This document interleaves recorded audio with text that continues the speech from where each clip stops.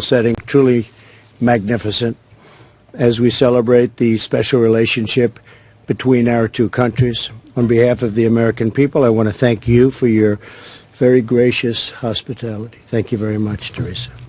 Last night, Melania and I were delighted to join you and Philip for dinner at the magnificent Blenheim Palace. It was a wonderful and memorable evening that we will not soon forget. It was really something very special. Today it's a true privilege to visit historic Chequers that I've heard so much about and read so much about growing up in history class, and to continue our conversation, which has really proceeded along rapidly and well over the last few days.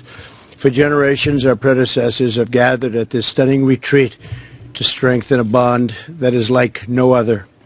The relationship between our two nations is indispensable to the cause of liberty, justice, and peace. The United Kingdom and the United States are bound together by a common historic heritage, language, and heroes. The traditions of freedom, sovereignty, and the true rule of law were our shared gift to the world. They are now our priceless inheritance to a civilization. We must never cease to be united in their defense and in their renewal.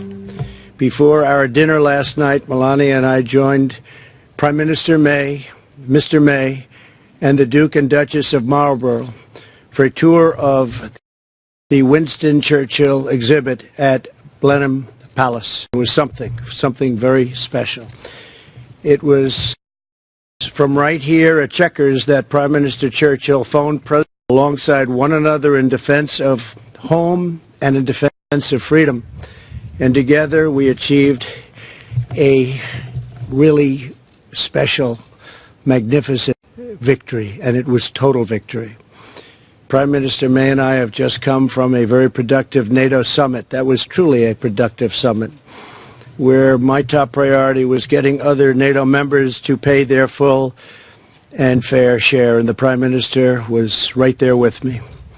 I want to thank you, Prime Minister, for the United Kingdom's contribution to our common defense.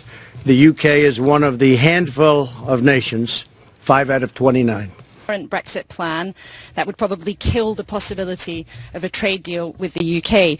Our countries are meant to have a special relationship, yet you publicly criticised the Prime Minister's policy and her personally for not listening to you this week. Is that really the behaviour of a friend?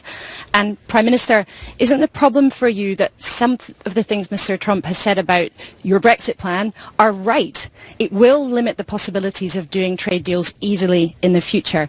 Can you also tell us how it felt for him to criticise you in the way he did in that interview? Well, maybe I'll go first, because I didn't criticize the Prime Minister. I have a lot of respect for the Prime Minister. And unfortunately, there was a story that was done, which was, generally fine, but it didn't put in what I said about the Prime Minister. And I said tremendous things. And fortunately, we tend to record stories now, so we have it for your enjoyment if you'd like it. But we record when we deal with reporters. It's called fake news, and we solve a lot of problems with the good old recording instrument. But what happens is that, look, the